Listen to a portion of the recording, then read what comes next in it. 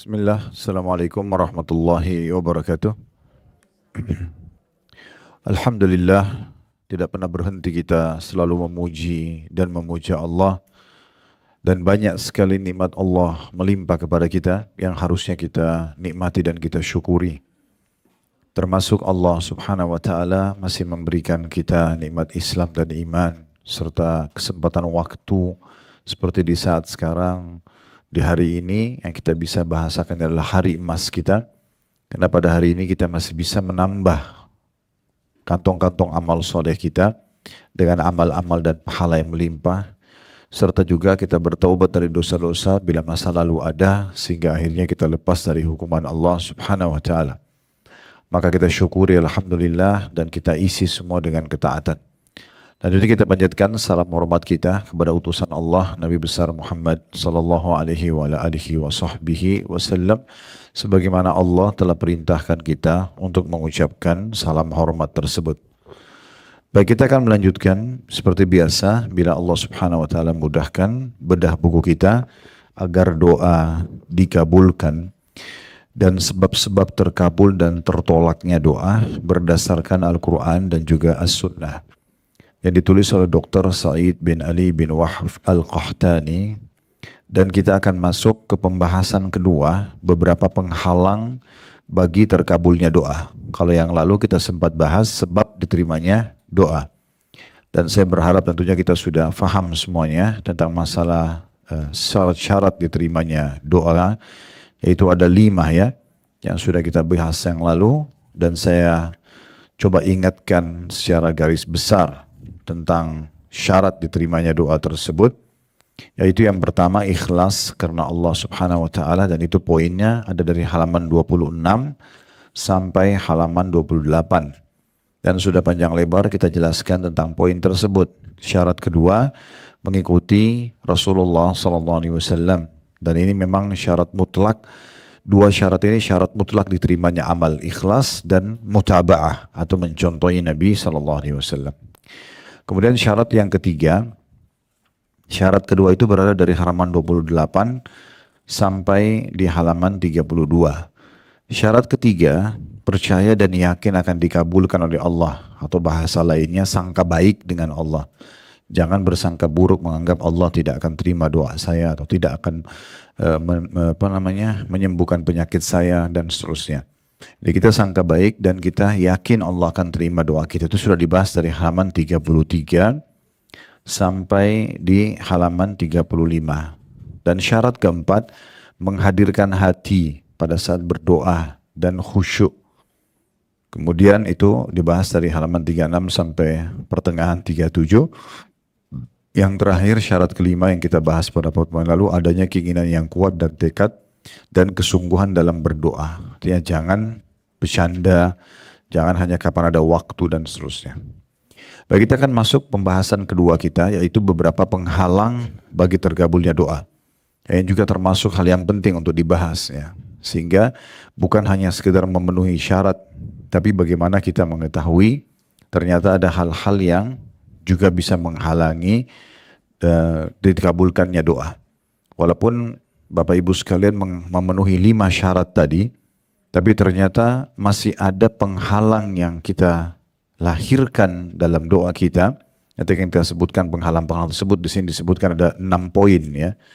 Di dalam penghalang ini dari halaman 38 sampai 46.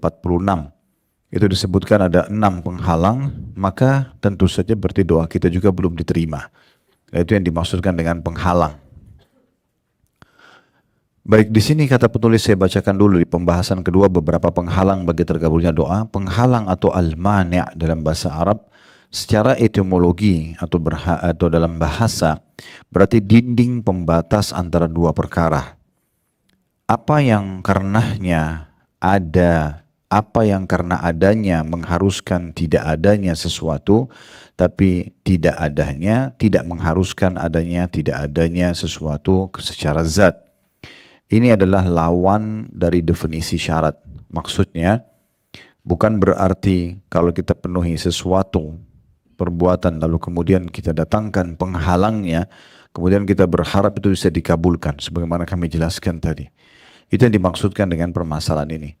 Dan langsung saja kita masuk ke masalah penghalang-penghalang terkabulnya doa yang diinginkan oleh penulis yang disampaikan di sini. Yang pertama di sini adalah keleluasaan atau bersenang-senang atau merasa gembira dengan sesuatu yang haram, baik makanan, minuman, pakaian, ya, atau yang lainnya dikonsumsi, ya, seperti misalnya obat-obatan, ya, walaupun obat medis, obat dokter, tetap kalau ada sesuatu haramnya nggak boleh Bapak Ibu konsumsi.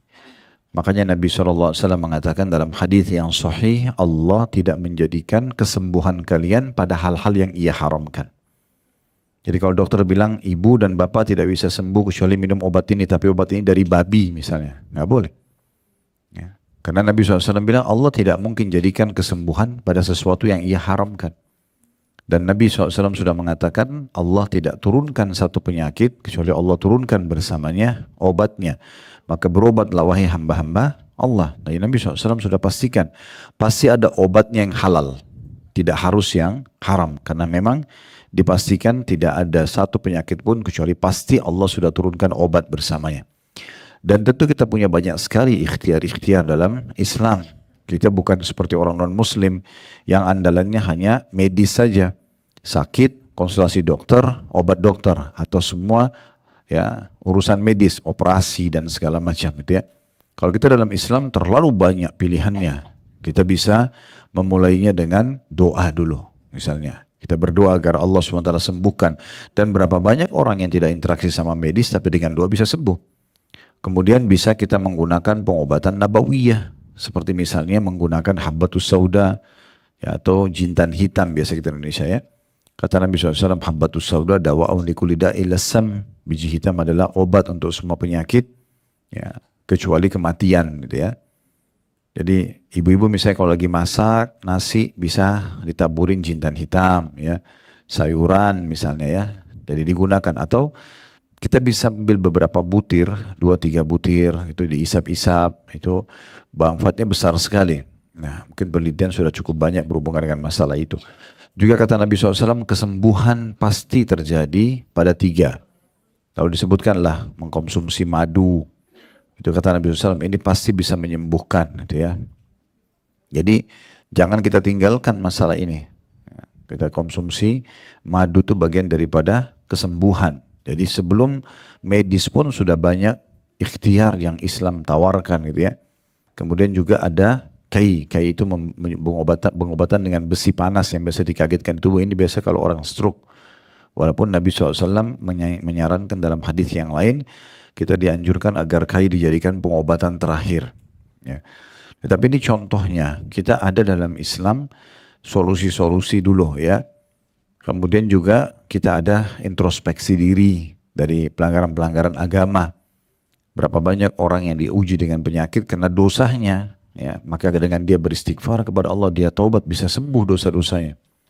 Banyak orang yang kena penyakit, pergi umroh, berdoa depan Ka'bah, tulus taubatan nasuha kepada Allah, lalu Allah sembuhkan. Banyak sekali orang seperti itu. Nah, baru kemudian ada ikhtiar juga ruqyah syar'iyah, membaca ayat-ayat Al-Quran, membaca doa-doa yang diajarkan Nabi SAW, ada yang sambil memegang tubuh misalnya. Baru kemudian pengobatan medis. Jadi cukup banyak ya. Nah, ini juga dalam masalah makanan, minuman, kita dianjurkan fokus kepada yang halal. Jadi nggak apa-apa Bapak Ibu kritis masuk ke sebuah restoran, tanya ini halal atau tidak, ya. Jadi jangan karena hanya kena viral lalu kita main makan, ya, lalu ikut-ikutan sama orang, nggak bisa. Karena nanti salah satu penolak doa itu adalah atau penghalang diterimanya justru makanan minuman yang haram. Masuk dalam masalah ini juga pakaian, ya, pakaian-pakaian yang haram ini juga bisa ya menjadi penolak doa tersebut. Baik, kita dengarkan bagaimana dalil tentang penghalang pertama ini sehingga doa tidak diterima, yaitu makanan, minuman, pakaian, dan obat-obatan yang haram. Hadisnya dari Abu Hurairah radhiyallahu anhu, beliau berkata bahwasanya Rasulullah sallallahu alaihi wasallam bersabda yang berbunyi, ayuhan nas innallaha tayyibun la yaqbalu illa tayyiba wa innallaha amara al-mu'minina bima amara bihil mursalin faqala Ya ayyuhar rusulu kulu minat tayyibati wa'amalu saliha inni bima ta'amaluna alim. Wa qala ya ayyuhalladzina amanu kulu min tayyibati ma razaqnakum. ثم ذكر الرجل يطيل السفر أشأث أكبر يمد يديه إلى السماء يا ربي يا ربي ومطعمه حرام ومشربه حرام وملبسه حرام وغذي بالحرام فأنا يستجاب لذلك فأنا يستجاب لذلك yang artinya wahai sekalian manusia, kata Nabi SAW, sungguhnya Allah itu maha baik. Makna daripada tayyib, Bapak Ibu sekalian, itu bisa bermakna baik, sempurna, bersih. Semua itu bisa masuk dalam makna tayyib ya. Allah itu tayyib, maha baik, maha sempurna, maha bersih, maha rapi ya. Dan tidak menerima kecuali sesuatu yang baik pula, yang tayyib pula. Sesungguhnya Allah memerintahkan orang-orang beriman dengan sesuatu yang Dia perintahkan kepada para rasul sesuai dengan firman-Nya, yang artinya, hai rasul-rasul, makanlah dari makanan yang baik-baik dan kerjakanlah amal yang soleh. Sesungguhnya, kata Allah, aku maha mengetahui apa yang kamu kerjakan. Terjemahan surah Al-Mu'minun ayat 51. Kemudian juga firman Allah subhanahu wa ta'ala dalam surah Al-Baqarah 172, hai orang-orang beriman, makanlah dari antara rezeki yang baik-baik yang kami berikan kepadamu. Kemudian Rasulullah SAW menyebutkan tentang seseorang laki-laki yang bepergian jauh dengan rambut kusut dan juga berdebu. Lalu menengadahkan kedua belah tangannya ke langit sembari berdoa, wahai Tuhanku, sedangkan makanannya haram, minumannya haram, pakaiannya haram. Dan diberikan makan dari sesuatu yang haram. Maka bagaimana mungkin dikabulkan doa itu untuknya? Hadis ini kita bedah dulu. Bapak Ibu sekalian, kita coba korek faedahnya. Yang pertama, adanya penyebutan sifat Allah, bahwasanya Allah itu maha suci, maha sempurna ya. Dan Allah membuat kita pun sebenarnya mengarah ke sana, walaupun kita tidak mungkin sempurna seperti Allah SWT, tidak mungkin. Tapi contoh Allah misalnya mau kita berpakaian yang sempurna, menutup aurat, memakai pakaian yang bagus. Terbukti kalau kita pakai pakaian yang bagus, kita merasa nyaman, manusia pun nyaman menilainya dan melihatnya. Supaya kita begitu. Di saat misalnya badan kita segar habis mandi, dan kita lebih percaya diri dengan itu. Dan kalau kita gerah, kita sendiri merasa nggak nyaman, mungkin kalau ada bau badan, maaf orang dekat kita juga tidak suka, supaya kita selalu segar, gitu kan. Kita kalau habis sikat gigi, kumur-kumur misalnya dengan mouthwash, misalnya obat kumur, kita lebih percaya diri bicara sama orang dibandingkan memang kita belum sikat gigi dan apalagi maaf habis makan banyak jenis makanan dan mengeluarkan bau yang kurang sedap, misal contoh. Dan seterusnya. Mata kita itu suka melihat penataan yang rapi. Kenapa ada orang tinggal di Jakarta tapi juga tetap weekendnya nginap di hotel di Jakarta? Apa yang dia beli dari hotel itu? Padahal sama saja. Sama-sama pindah dari tempat tidur ke tempat tidur. Bahkan hotel itu lebih kesannya ruangan, kamarnya yang dibeli. Karena dia beli suasana rapinya. Yang dijual oleh hotel tersebut adalah suasananya. Rapi penataan kamarnya, penataan hiasannya, meja kerjanya, lighting lampunya misalnya, apalah gitu ya. Mungkin ditambah dengan itu interior. Eksteriornya juga mungkin dengan taman-taman yang rapi. Kenapa? Karena memang fitrahnya manusia. Secara alami mereka suka itu. Dan secara alami manusia itu tidak suka sebenarnya berantakan. Kecuali dia memang membiasakan diri dalam keberantakan itu. Ya. Sehingga dia terbiasa dengan bau yang kotor, terbiasa dengan berantakan. Tapi itu umumnya orang pasti tidak suka. Kita kalau dekat dengan orang yang bau badan dan segala macam, kita pasti tidak suka. Jadi mata manusia pun dibuat nyaman dengan itu. Hidung kita suka dengan bau yang wangi. Kita tidak suka dengan bau yang busuk dan seterusnya. Itu sebenarnya bisa masuk semua dalam makna thayyib ya. Ya, berarti bagus gitu ya. Allah itu sempurna. Makanya Allah menciptakan alam semesta dengan kesempurnaan, menciptakan manusia dengan kesempurnaan. Tadi memberikan fitrah alami itu. Dan Allah menjanjikan di surga, kalau Bapak Ibu baca terutama dua surah ini, surah Ar-Rahman dan Al-Waqi'ah, surah yang berdekatan, Ar-Rahman dulu baru Al-Waqi'ah.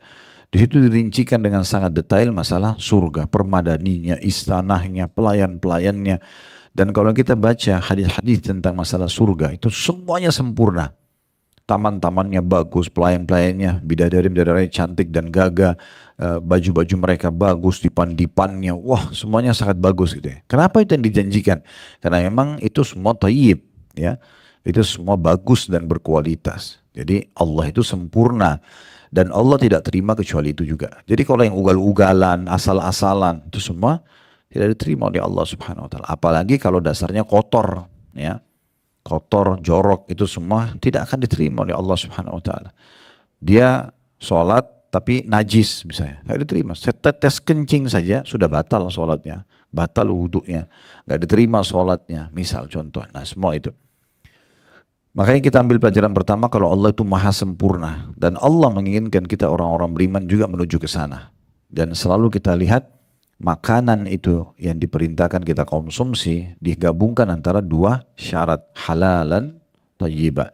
Halal itu dibolehkan, perhatikan thayyiba. Ini kan dikatakan Allah itu thayyib. Ya, kita disuruh makan thayyib yang berkualitas. Kalau saya pernah kasih contoh tuh, masuk ke toko buah, ada anggur 200.000 kualitas A, ada anggur 100.000 kualitas B, kita punya kemampuan beli yang kualitas A. Gak masalah. Yang penting sesuai dengan kebutuhan, bukan keinginan dalam Islam ya. Kalau kita butuh rumah, silakan beli rumah yang terbaik. Kendaraan yang terbaik, pakaian yang terbaik, makanan, minuman semua yang terbaik. Kalau kita butuh. Tapi kalau untuk keinginan tidak bisa. Kita tidak dianjurkan mengikuti keinginan. Karena kalau ikuti keinginan tidak akan pernah selesai. Pasti tidak akan pernah selesai. Pasti akan selalu tamak dengan dunia berlebihan. Gitu ya. Tapi kalau kebutuhan silahkan dinikmati. Nah itu contoh-contohnya. Itu pelajaran pertama. Allah itu maha sempurna. Ya. Indah. Ya. Dan rapi, bersih. Segala macam makna masuk dalam makna ini. Pelajaran yang kedua, Allah Subhanahu wa taala juga memerintahkan kita semua dimulai dari para rasul untuk begitu. Makanya tadi dibacakan Nabi SAW membacakan surah Al-Mu'minun surah nomor 23 ayat 51, hai sekalian rasul, makanlah dari makanan yang baik-baik, makanan yang thayyibat, yang berkualitas ya, yang baik, yang sempurna. Lalu dikatakan dan berbuatlah amal saleh. Sesungguhnya aku, kata Allah, mengetahui apa yang kamu kerjakan. Saksi bahasan di sini adalah Allah perintahkan juga kita ini menjadi orang-orang yang thayyib. Penampilannya thayyib, makanannya thayyib, ya, tutur katanya thayyib, semuanya bagus, ya, semuanya sempurna. Itu yang diperintahkan.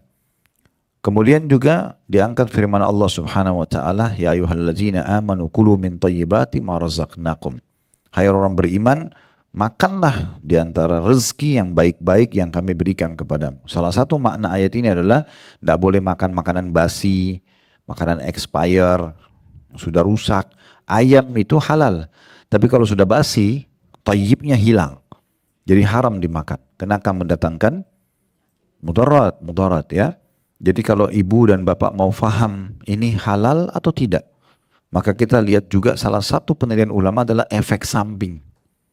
Efeknya apa nih? Ya, misalnya orang konsumsi obat itu sebenarnya suplemen, tapi dia sebenarnya tidak thayyib karena akan menyebabkan ginjalnya rusak misalnya atau apalah ya. Efek samping yang besar sekali, itu nggak boleh. Dari mana ulama bisa menilai rokok itu nggak boleh? Umumnya pendapat ulama di dunia ini mengharamkan, ya, nggak boleh dibolehkan. Dan kita lihat bagaimana dunia ini juga menolak. Coba kalau di pesawat nggak boleh merokok, ya. Kalau di bus yang ber-AC nggak boleh merokok, di kereta nggak boleh merokok, gitu kan. Di bandara tuh dikasih ruangan khusus aja mereka sama-sama perokok semuanya. Udah kalau sakit deh di sana, gitu kan. Di pemerintah taruh iklan bukan cuma Indonesia. Rokok bisa membunuhmu, bisa menyebabkan impoten lah, inilah segala macam. Dari mana dikeluarkan hukum haramnya? Karena dia nggak thayyib lagi. Dia udah nggak thayyib. Efek sampingnya bahaya sekali, kan gitu. Makanya pernah ada satu orang guru SD, dia merokok sekian tahun, dia masuk ke satu masjid. Ini kita bicara masalah makanan dan minuman, karena biasa kan orang bilang ya itu bagian daripada yang dikonsumsi, gitu ya. Dia sudah lama merokok dan kebetulan dia masuk ke masjid di dekat rumahnya di Jeddah. Syekhnya itu lagi membahas tentang Allah menghalalkan thayyibat dan mengharamkan khaba'ith. Allah menghalalkan yang baik-baik, Allah mengharamkan yang buruk-buruk. Gitu kan. Nah syekhnya kasih contoh salah satunya rokok gitu. Terus dia bilang, dia sempat cut pengajian, dia mengatakan, Syekh, Anda mengatakan tadi kalau rokok itu tidak baik. Saya bertahun-tahun merokok nggak pernah sakit. Saya nggak ada masalah gitu. Dari mana tidak toyibnya? Tolong jelaskan ke saya. Kata syekhnya, jadi Anda menganggap rokok itu bagus? Dia bilang, iya. Toyib berarti? Iya. Oke. Kalau begitu, saran saya kata syekhnya, sekarang kamu pulang, beli rokok yang banyak, berikan istri kamu, berikan anak kamu, kasih mereka konsumsi juga. Dengan akal sehatnya guru ini dia paham. Dia keluarin rokok dari kantongnya dibuang. Dia bilang saya tahu kenapa sekarang haram. Kalau itu baik silakan bagi-bagiin orang semuanya. Anak bayi pun kasih aja. Kan tidak baik. Kan gitu. Jadi ini poin contohnya. Jadi biasanya juga penilaian ulama kalau di masa kita sekarang. Kalau makanan minum itu tidak di masa Nabi SAW. Dari mana? Dari efek-efek samping. Mudarat yang datang. Karena sudah tidak thayyib lagi. Enggak thayyib lagi. Ya. Ini bisa kita tarik dalam semua lini kehidupan kita. Ini penting untuk digarisbawahi. Ini pelajaran kedua. Bahwasanya pelajaran pertama tadi Allah itu thayyib, sempurna, rapi, bersih.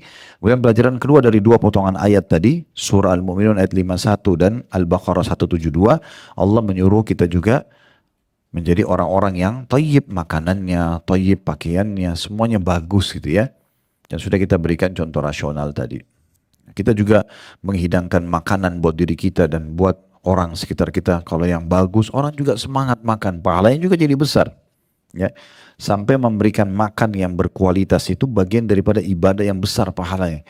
Sampai pernah ditanya kepada Nabi SAW dalam hadis Muslim, amal apa yang paling besar pahalanya setelah yang wajib-wajib? Kata Nabi SAW, tuti'imut ta'am. Kau memberikan makan kepada orang. Dan ulama hadis menjelaskan, bagaimana memberikan makan kepada orang? Beri makan yang bagus.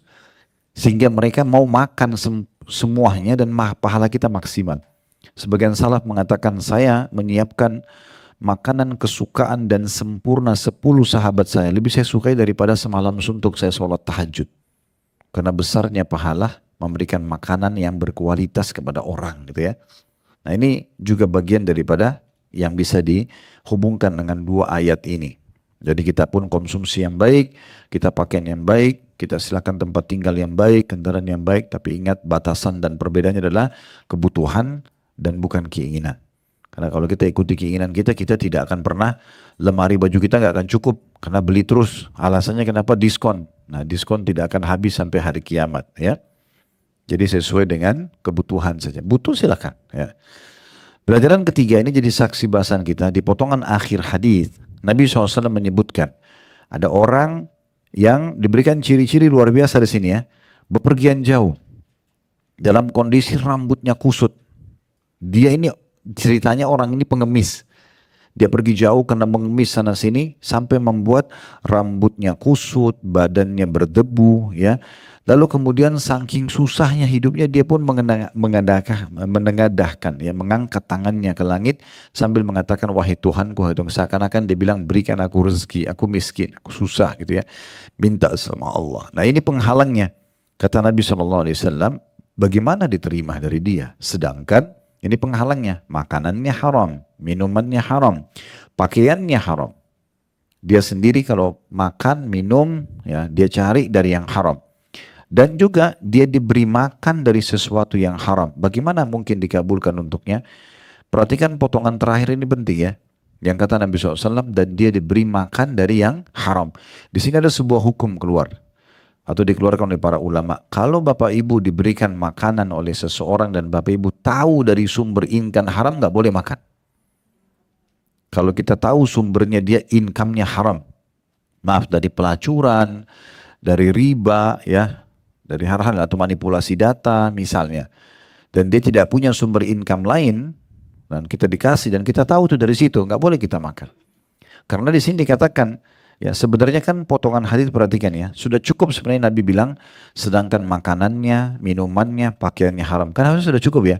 Tapi Nabi tambahkan, dan dia diberi makan dari yang haram. Maksudnya pemberian orang. Nah bagaimana doanya diijabah?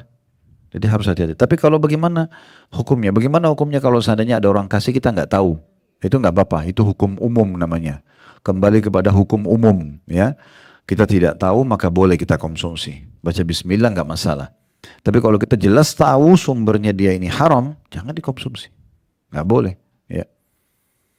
Di sini penulis telah mengangkat hadits ini mengatakan, menurut satu pendapat, sebagaimana pendapat Ibnu Rajab rahimahullah, bahwa makna hadits ini adalah, ya, sesungguhnya Allah tidak akan menerima segala amal, melainkan amal yang baik, lagi bersih dari apa-apa yang bisa merusak ibadah, seperti riya dan rasa ujub. Ujub itu berbangga-bangga ya.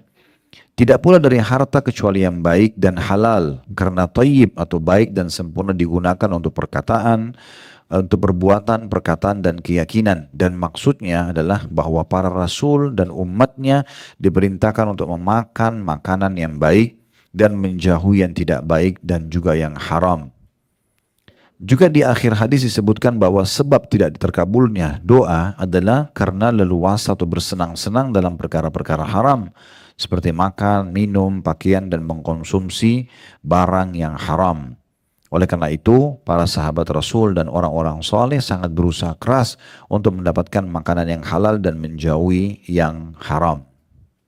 Nah, ini semua 3 paragraf terakhir yang saya bacakan rincian daripada hadis tadi yang sudah kita coba korek 3 mutiara ilmunya. Ya, jadi seorang muslim memang harus jeli sekali. Ya, dia tahu apa yang masuk dalam tubuhnya. Ya, sampai banyak di antara ulama-ulama dulu mengatakan, ya, saya tidak akan pernah ya memasukkan sepotong makanan ataupun seteguk air ke tenggorokan saya kecuali saya sudah tahu sumbernya halal atau tidak. Jadi saking pekahnya, mereka tidak mau sama sekali. Abdullah bin Hudzafah radhiyallahu anhu, salah satu sahabat Nabi, itu pernah ditangkap oleh Raja Romawi karena pasukan muslimin waktu itu ada di antara mereka beberapa prajurit ditawan, di antaranya Abdullah bin Hudzafah. Ini pernah kami buat serial Tablik Akbar Sahabat hari Sabtu kedua di Blok M, waktu itu penjelasan tentang beliau. Salah satu yang sangat masyhur adalah beliau ditawan, kemudian beberapa temannya, karena dia panglimanya, beberapa prajuritnya dibunuh oleh Raja Romawi. Tapi dia tidak dibunuh dulu. Ya. Dia didatangkan oleh Raja Romawi, ditawarkan. Mau nggak kamu pindah ke Nasrani dan saya akan berikan kepadamu setengah kerajaanku. Disaksikan oleh semua prajurit, Perdana Menteri di sana, siap dibuatkan akad kesepakatan. Artinya dia tinggal nyatakan dia murtad dari Islam, dikasih setengah kerajaan Romawi. Ini luar biasa. Apakah jawabannya dia? Dia bilang, kalau seandainya Anda memberikan saya semua kerajaan di muka bumi ini, mau orang Ajam atau orang Arab, bukan cuma kerajaan Romawi, semua muka bumi ini, itu saya diberikan, saya tidak akan tinggalkan agama Islam. Nggak ada urusan. Dan ini saking luar biasa tertanam iman dalam hatinya, nggak tergoda dengan harta. Lalu kemudian si raja ini marah sambil mengatakan, kalau gitu saya akan bunuh kamu. Dia bilang, silahkan. Mau bunuh saya, tidak ada masalah. Saya kalau tidak mau tinggalkan Islam, dia akan dibunuh. Dia oke, dia terima, silahkan bunuh saja. Karena berani sekali Raja Romawi ini, khawatir dia malah yang dipermalukan gitu. Kalau dia bunuh orang ini, dia sudah tantang orang ini dan orang ini terima tantangannya. Maka dia bilang sama prajurit-prajuritnya, coba kurung dia, ya, di penjara, jangan kasih makan. Dikurung dan di penjara, nggak dikasih makan berapa hari, makanan-makanan yang rutin, tapi dimasukkan ke penjaranya babi yang sudah dimasak dengan aroma yang wangi gitu ya, dibuat dengan rempah-rempah dan ditaruh khamr. Sampai 3 hari selalu dihidangkan, dia tidak pernah sentuh. Tubuhnya pun sudah sangat lemah gitu kan. Akhirnya dilaporkan kepada kaisarnya nih, kalau ini orang nggak mau makan, percuma, nanti dia akan mati. Kalau mau dibiarkan mati begitu silahkan, tapi kalau ada program lain dalam menyiksa dia, ya ini harus segera, kalau ini orang akan mati 3 hari nggak makan, nggak minum. Kata kaisarnya, keluarkan dia, dikeluarkan. Ditanya, kenapa kau nggak makan dan minum? Padahal kau kan bisa mati kalau nggak makan. Dia bilang, ini diharamkan oleh agama saya. Saya tidak akan mungkin mengkonsumsi sesuatu yang telah diharamkan dalam agama, walaupun saya harus mati. Ya. Dan saya juga tidak akan membiarkan Anda ini akan menghina agama saya. Ya, seakan-akan nanti tuh lihat orang Islam ternyata kalau kepepet makan juga yang haram. Enggak, saya lebih baik pilih mati. Ini luar biasa imannya gitu kan. Ini sahabat Nabi. Maka kaisar mengatakan, datangkan prajuritnya. Didatangkan satu bejana besar dimasak air mendidih sampai panas sekali, kemudian didatangkan prajurit muslim didorong. Begitu dimasukkan ke dalam air panas itu keluar tinggal tulang belulang dalam hitungan detik saja karena panasnya. Lalu Abdullah bin Hudzafah ini disuruh digiring ke sana. Begitu digiring dia menangis, Abdullah bin Hudzafah menangis gitu. Kata prajurit-prajuritnya pada Kaisar, dia nangis. Kata dia, coba datangkan, mungkin dia sudah mau tinggalkan agamanya. Beliau ditanya, kenapa kau menangis? Dia bilang, saya menangis karena saya cuma punya satu nyawa. Saya berharap punya ribuan nyawa yang kalau mati, hidup lagi, dilempar lagi, biar mati terus dalam agama. Demi untuk agama. Kaisar putus asa, ini orang udah nggak bisa diganggu imannya. Kata Kaisar, saya bisa bebaskan kamu, tapi dengan syarat kau cium kepala saya. Nah, orang-orang di masa dulu itu kalau cium kepala itu penghormatan, ya. Kata Abdullah bin Hudzafah, syaratnya ada. Saya akan cium tapi dengan syarat semua tawanan muslim dilepaskan. Kata Kaisar, baik. Dicium kepalanya sama dia, kemudian dibawa pulang semua tawanan muslim, ya, dan juga dia diberikan banyak hadiah.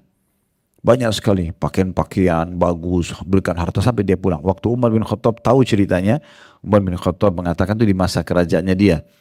Dia bilang pantas bagi setiap muslim untuk mencium kepalanya Abdullah dan saya akan memulainya. Maka dia pun mencium kepalanya Abdullah. Tapi kita bisa lihat bagaimana kokohnya seorang muslim. Walaupun harus mati, dia nggak akan makan yang haram. Kenapa? Kita yang masih sehat, masih banyak pilihan halal, masih nggak peduli. Jangan karena ini restoran Korea, restoran Jepang terkenal, lalu kita main makan tidak tahu halal atau tidak. Bukan tidak boleh, tapi harus kritis, halal nggak?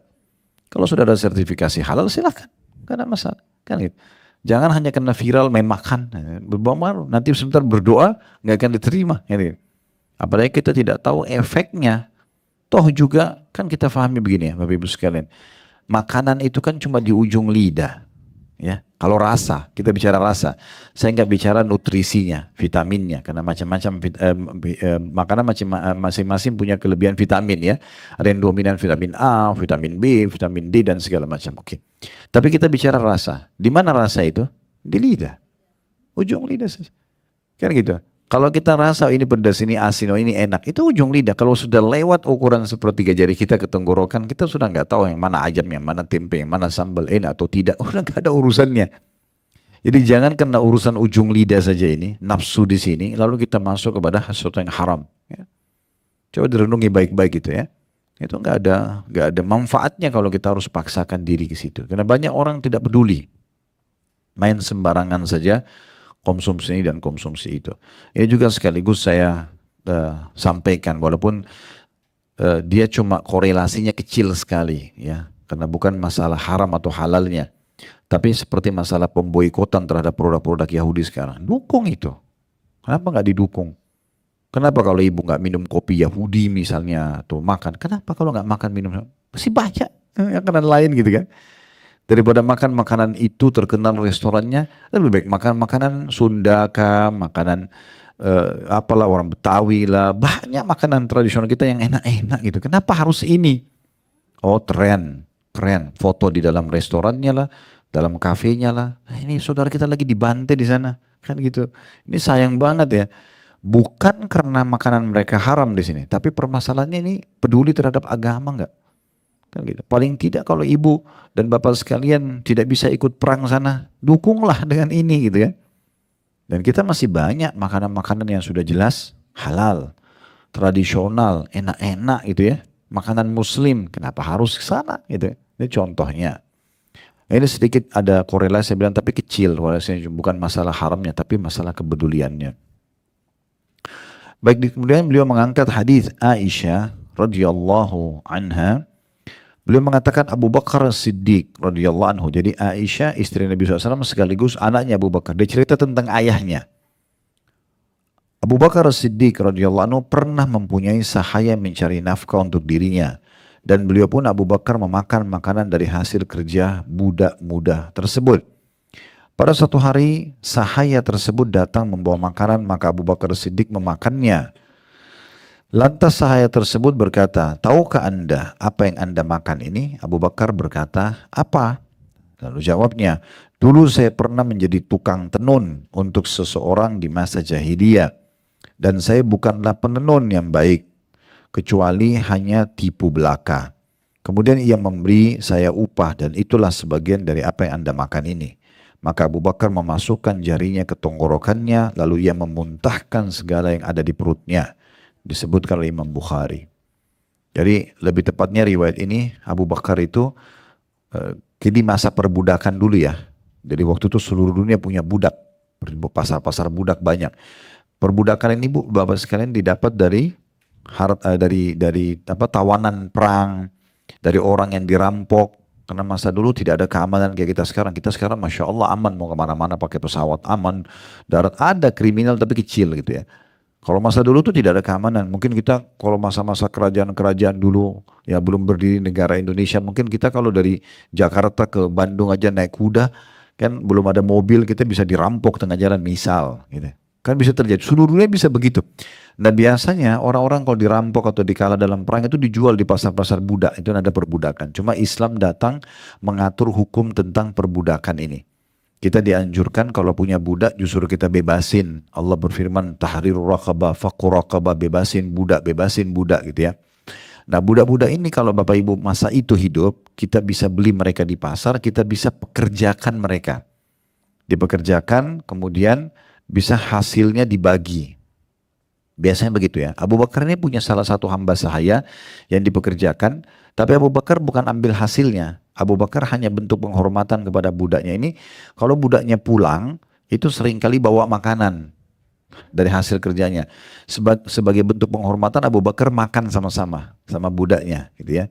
Supaya budak ini tidak merasa terhina, maka makan sama-sama. Biasanya Abu Bakar kritis tanya, dari mana ini makanan kamu? Oh tadi saya kerja ini dan itu. Misalnya dia kerja di kebun kurma orang, dia angkat barang orang dikasih. Sering Abu Bakar tanya. Satu kali dia pernah pulang, Abu Bakar nggak nanya, dari mana hasil makananmu ini? Karena Abu Bakar sudah sering nanya. Abu Bakar pikir orang ini sudah paham. Makanlah Abu Bakar.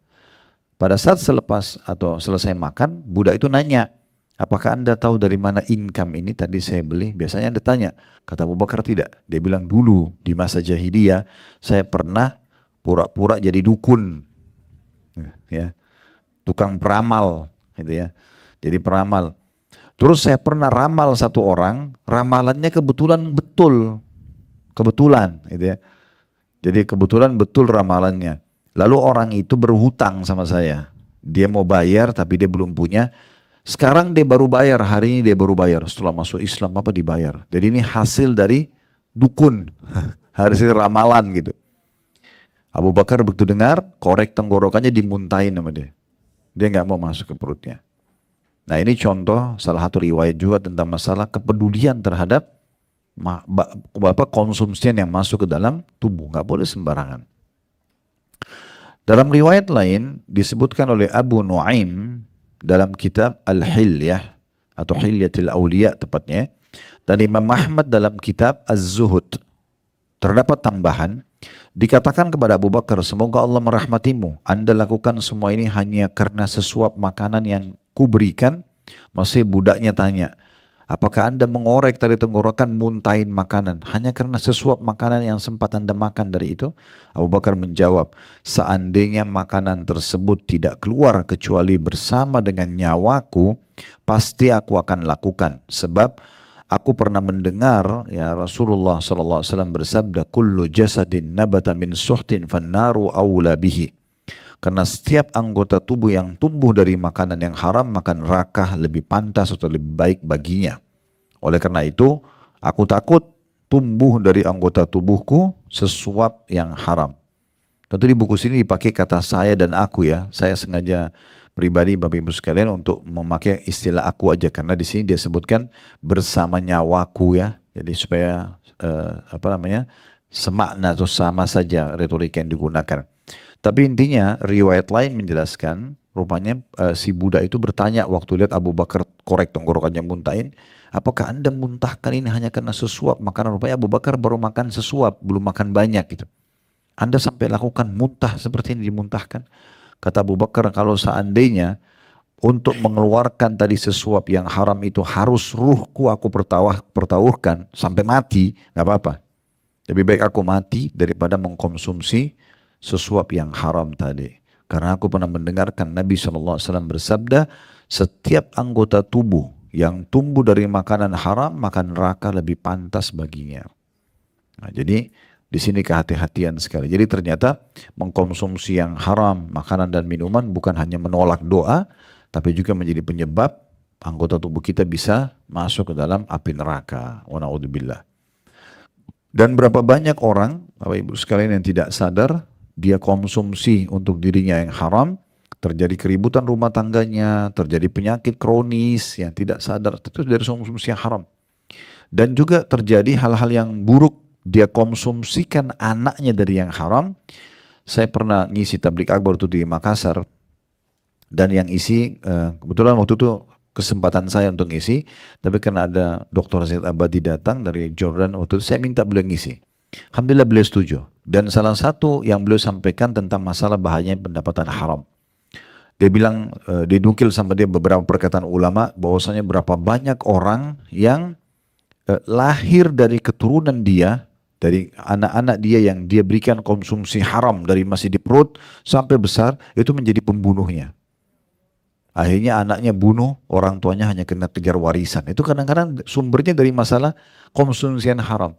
Anak-anak durhaka, tidak mau bakti. Karena ada haram di badannya. Gitu kan. Tidak mungkin kalau sesuatu yang halal itu lalu kemudian menghasilkan hal yang efek tidak baik, itu nggak mungkin. Anak-anak itu akan mudah hafal Quran, mudah dinasehatin, mudah sholat, mudah tutup aurat. Itu karena memang juga konsumsian halal yang dia konsumsi.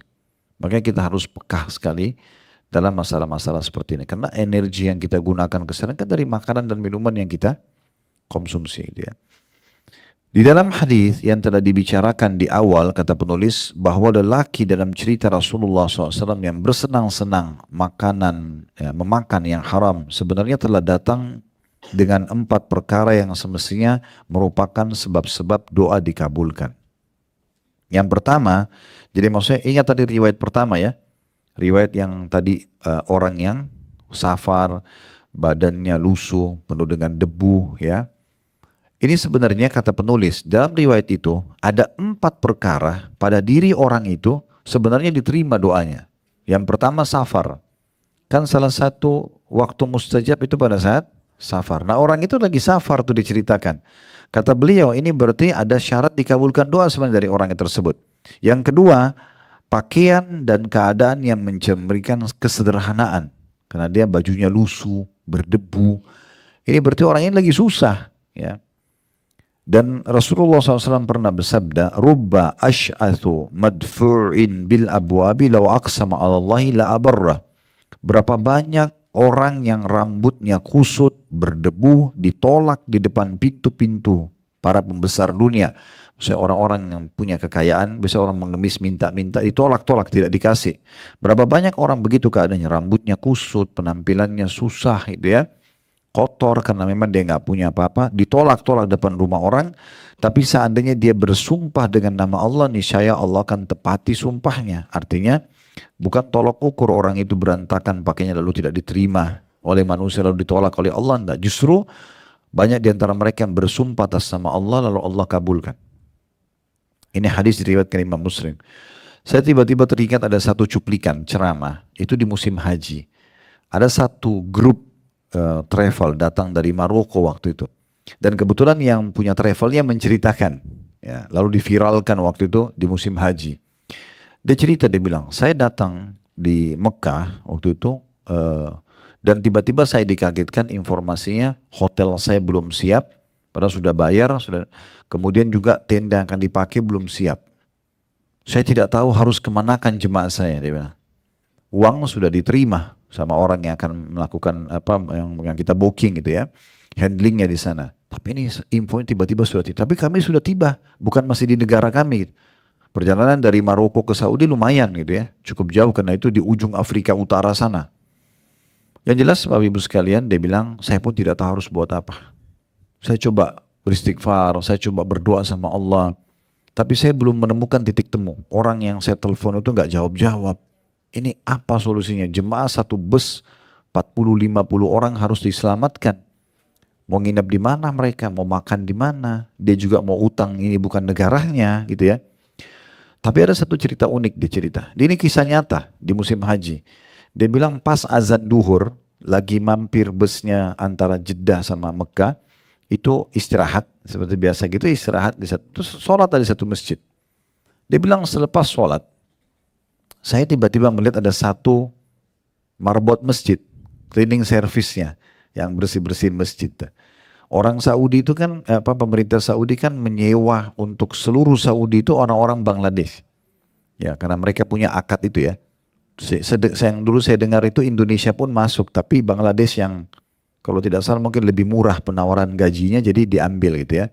Nah mereka tuh mungkin dengan 600 real atau berapa itu sudah siap untuk bekerja di gaji. Makanya Masjid Haram itu penuh orang-orang Bangladesh gitu kan. Hampir semua, seluruh jalan-jalan Saudi, bukan cuma kota Mekah Madinah, hampir semuanya pakai jasa mereka.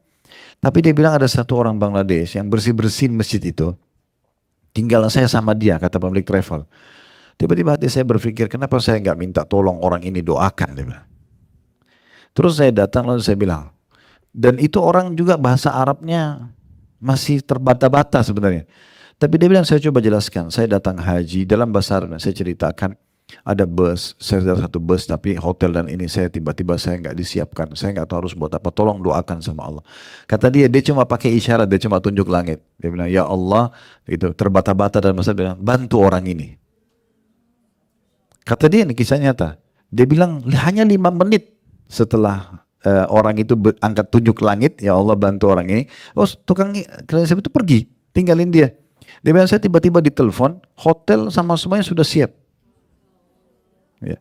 Nah berapa banyak orang yang kadang-kadang penampilannya biasa, tapi dia luar biasa di sisi Allah SWT gitu ya. Nah tapi yang jadi saksi bahasan kita adalah poin kedua. Salah satu penyebab juga bisa diterima doa kesederhanaan orang gitu ya. Kita jangan lihat penampilan orang, mungkin dia dekat sama Allah. Tapi di hadis tadi, selain dia safar, orang itu penampilannya seperti itu.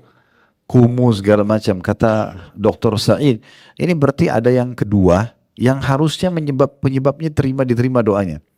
Yang ketiga, menengadahkan tangan ke langit, mengangkat tangan ke langit. Ini juga salah satu sebab diterimanya doa gitu ya. Dengarkan hadisnya, ini hadis diriwayatkan oleh Abu Daud dan juga Tirmidzi. Kata Nabi SAW, Inna Allah hayyun karim, yastahi min abdihi idha rafa yadihi ilaihi an yaruddahuma sifran khaibatain. Sesungguhnya Allah itu maha pemalu dan maha mulia. Dia Allah, ini kata ganti Allah, makanya D-nya besar. Dia amat malu terhadap hambanya, N-nya besar kata ganti Allah, terhadap hambanya apabila hambanya mengangkat kedua tangannya kepadanya lantas dia tolak dengan kosong dan kecewa. Artinya kalau orang angkat tangan ke langit mohon-mohon itu Allah malu untuk mengembalikan tangannya kosong. Allah akan kasih dia. Berarti orang tadi yang disebutkan dalam hadis yang ditolak doanya, dia udah safar, dia udah pakaiannya sederhana gitu ya. Dia dalam kondisi susah lagi. Dia juga sudah menengadahkan tangannya ke langit. Ini 3 hal yang bisa mengundang doa diterima. Yang keempat kata beliau, memelas, mengulang-ulang permintaan. Dengan mengulang-ulang nama Allah, wahai Robku, wahai Robku. Dan ini merupakan bagian terpenting bagi terkabulnya doa. Namun bersama dengan keempat poin tadi, Rasulullah SAW mengatakan, bagaimana mungkin doanya akan terkabul? Ini berbentuk pertanyaan yang tujuannya menggambarkan perasaan heran dan jauh dari kemungkinan dikabulkan. Maka hendaknya seseorang hamba yang muslim bertaubat kepada Allah Subhanahu wa taala dari segala maksiat dan dosa, mengembalikan apa-apa yang diambilnya secara zalim kepada yang berhak sehingga bisa bebas dari penghalang yang amat besar ini yang dapat menghalangi terkabulnya doa. Jadi ini sebab pertama tertolaknya doa. Ya. Yang kedua, tergesa-gesa dan meninggalkan doa. Tergesa-gesa dalam ucapan doanya dan tergesa-gesa buru-buru ingin segera diijabah. Baru doa sekali langsung mau turun ijabahnya, itu langsung dia mulai depan mata. Ya, dia mau instan, mau ekspres ya. Nah, ini salah satu penyebab tertolaknya doa. Kata penulis, di antara penghalang yang dapat menghalangi terkabulnya doa ialah ketergesaan seorang muslim dan meninggalkan doa karena ketidaksabaran menunggu ijabah atau terkabulnya doa. Kata beliau selanjutnya, sungguh Rasulullah SAW telah menjadikan kedua perkara ini ke dalam kelompok penghalang terkabulnya doa, agar seseorang hamba tidak memutuskan harapan dari terkabulnya doa, meskipun waktunya lama. Sesungguhnya Allah sangat suka mendengar rengekan hamba di dalam doa. Abu Hurairah radhiyallahu anhu meriwayatkan bahwasanya Rasulullah sallallahu alaihi wasallam bersabda, "Yustajabu li ahdikum ma lam ya'jal, fayaqul da'autu falam yustajab li." Doa seseorang di antara kalian akan dikabulkan selama ia tidak tergesa-gesa. Cirinya orang tergesa-gesa bagaimana? Dia berkata, "Saya telah berdoa tapi tidak dikabulkan." Dalam riwayat lain, maka dia pun meninggalkan doa. Ada footnote di situ ya, nomor 52 di bawah. Itu yang diriwayatkan oleh Imam Bukhari dan juga Muslim. Juga Abu Hurairah menukil hadis yang lain bahwasanya Rasulullah SAW bersabda, "La yazalu yustajabu lil 'abdi ma lam yad'u bi ithmin aw qatiyati rahim, ma lam yasta'jil." Qila ya Rasulullah, mal istijal? Qala yaqulu qad da'utu wa qad da'utu falam ara yastajibu li fayastahsiru 'inda dzalika wa yad'u du'a. Senantiasa akan dikabulkan doa seorang hamba selama tidak berdoa untuk suatu dosa atau memutuskan hubungan silaturahim dan juga tidak tergesa-gesa. Dalam hadis ini 3 langsung disebutkan syarat ditolaknya doa ya. Dia buat dosa atau dia minta dosa, maaf ya, dia minta uang, minta rezeki untuk berzina, untuk judi, itu Allah tidak akan kabulkan. Kemudian dia memutus silaturahim, durhaka pada orang tuanya, ada kerabatnya minta tolong dia nggak bantu, putus silaturahim, dan tidak tergesa-gesa. Tapi yang sedang kita bahas masalah tidak tergesa-gesanya.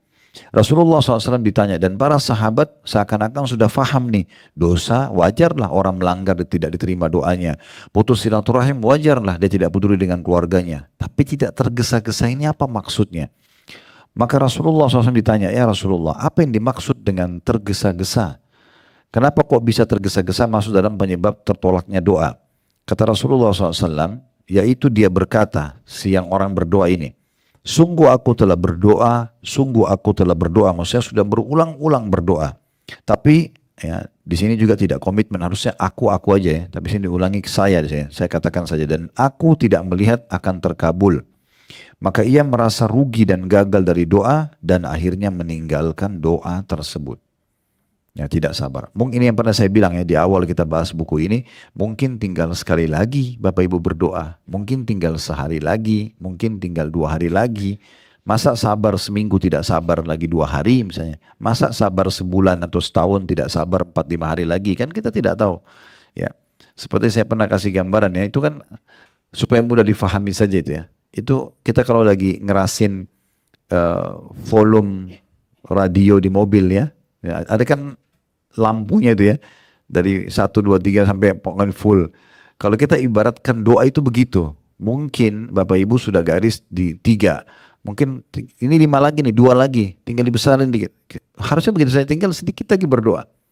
Dan dalam hadis yang lain ini pernah saya sampaikan di awal pertemuan kita, saya juga sudah sarankan agar Bapak Ibu supaya lebih dalam memahami tema doa ini bisa dengar materi kami di YouTube, insya Allah di playlist YouTube itu ada dahsyatnya doa. Itu panjang lebar saya jelaskan masalah doa ya. Di antaranya adalah poin masalah ini, tentang masalah tergesa-gesa gitu ya. Jadi harusnya tidak tergesa-gesa. Dia lanjutkan saja doanya. Ada hadis Nabi SAW yang saya sampaikan di ceramah itu, saya ingatkan juga di sini.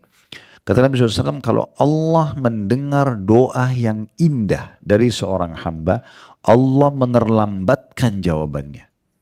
Soalnya Bapak Ibu ngeluh, ya Allah, zat yang maha penyayang, yang maha pengasih, yang menciptakan malam dan siang. Ibu dan Bapak puji-puji Allah. Lalu merengek-rengek sama Allah. Itu Allah memang menerlambatkan jawabannya. Kenapa? Agar hamba tersebut tetap dalam doanya. Supaya dia tetap dapat pahala lebih besar. Udah continue aja. Dengan penuh keyakinan akan diterima. Sampai nanti kita akan dapat apa yang kita inginkan. Itulah. Nah jadi memang Allah menerlambatkan itu justru supaya dia tetap dalam doanya. Dan dalam hadis yang dikatakan, kalau seseorang hamba berdoa maka pasti diijabah. Hanya saja melalui salah satu dari 3 tahapan, bisa diberikan langsung pada saat itu, Kemudian yang kedua, bisa saja dihilangkan sesuatu yang buruk yang menimpa dia, tidak jadi dia kena ujian tersebut, atau disimpankan dalam bentuk pahala yang dia panen pada hari kiamat. Nah, dalam riwayat lain, kalau misalnya kita tidak terima di dunia ya, ada orang-orang yang akan diberikan pahala bergunung-gunung pada hari kiamat, lalu dia bertanya kepada para malaikat, ini dari mana? Saya tidak pernah buat amal ini. Kata para malaikat, ini doa-doamu yang belum kau lihat hasilnya di dunia.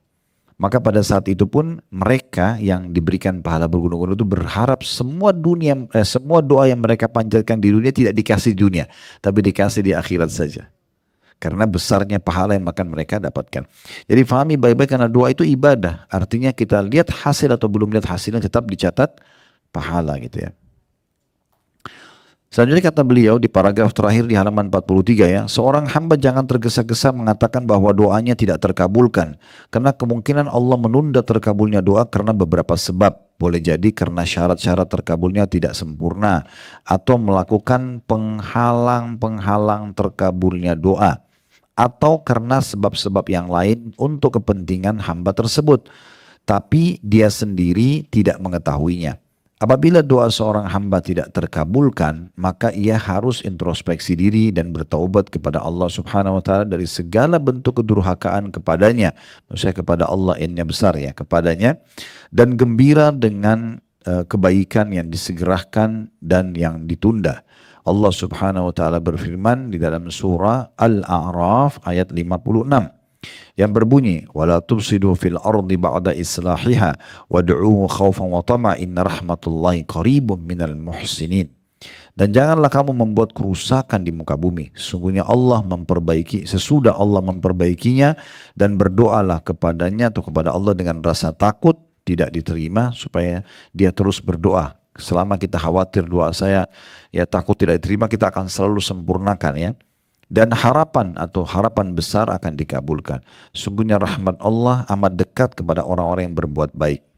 Selama seorang hamba merengek dalam doa, antusias dalam mengharap dikabulkannya doa, tanpa meninggalkan doa, maka terkabulnya doa amat dekat. Barang siapa sering mengetuk pintu, maka kesempatan untuk terbuka pintunya lebih dekat atau lebih pas gitu ya. Bahkan ada kalanya terkabulnya doa tertunda dalam tempo yang lama, seperti tertundanya pengabulan doa Nabi Yakub alaihissalam atas pengembalian Yusuf putranya kepada beliau. Padahal Nabi Yakub alaihissalam adalah seorang nabi yang mulia. Jadi Nabi Yakub itu waktu hilang Yusuf, karena saudara-saudaranya lempar ke sumur, lalu dibawa oleh kafilah, diperdagangkan di pasar perbudakan, lalu Nabi Yusuf pun ya tinggal di rumah seorang tokoh masyarakat di Mesir. Intinya waktu itu Nabi Yakub terus berdoa sampai matanya buta. Saking seringnya berdoa, dalam surah Yusuf diceritakan ya. Jadi saking seringnya berdoa minta pada Allah agar dikembalikan Yusuf, Allah belum kasih. Kapan Allah kasih ketemu sama anaknya? Waktu anaknya Nabi Yusuf sudah jadi pemimpin di Mesir. Ya, jadi sudah pas kedudukannya. Jadi pada saat jadi pemimpin, Nabi Yakub dan istrinya serta anak-anaknya yang lain dipindahkan Nabi Yusuf ke Mesir dan punya posisi di Mesir. Bukan lagi dalam kondisi anak yang tidak punya apa-apa, tapi sudah punya jabatan, sudah punya pendapatan dan segala macam. Jadi dengan hikmah Allah Subhanahu wa taala. Jadi jangan putus asa ya, dan jangan pernah sangka buruk dengan Allah. Kenapa saya minta jodoh, saya minta pekerjaan, saya minta kesembuhan belum dikasih. Bukan belum dikasih, bukan tidak dikasih, belum saja.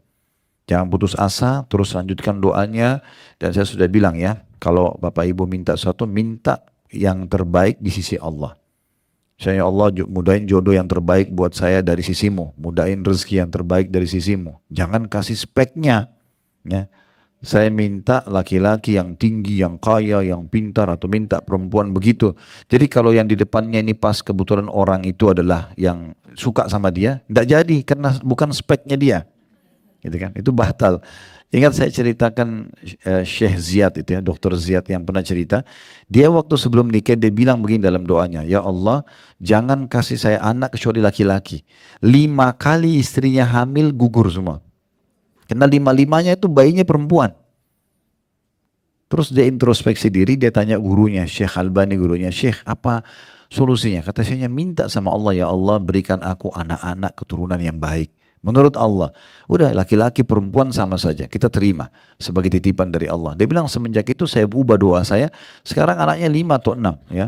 laki-laki dan perempuan. Masya Allah, tumbuh besar saya berapa kali datang ke rumah beliau kalau lagi mampir di Jordan biasanya. Itu saya mampir dan saya ketemu juga sama anak-anak laki-lakinya karena makan bersama-sama gitu. Ada kalanya seorang hamba kata beliau atau pemohon diberi oleh Allah SWT sesuatu yang lebih baik dari yang diminta. Dan ada kalanya diganti oleh Allah dengan menghindari dari mara bahaya yang lebih besar dari yang diminta. Kadang-kadang kita minta sesuatu, kita berharap itu. Sebenarnya karena kita tulus minta, Allah tahu itu mungkin ya persentase kebaikannya cuma 50% buat kita. Allah sengaja buat kita berdoa lagi, nanti Allah kasih yang lebih baik dengan caranya. Lalu kemudian kita dikasih yang 70 atau 80% lebih baik. Itu dengan hikmah Allah SWT. Allah itu ya sangat indah kalau memberikan jawaban kepada hambanya. Allahu a'lam.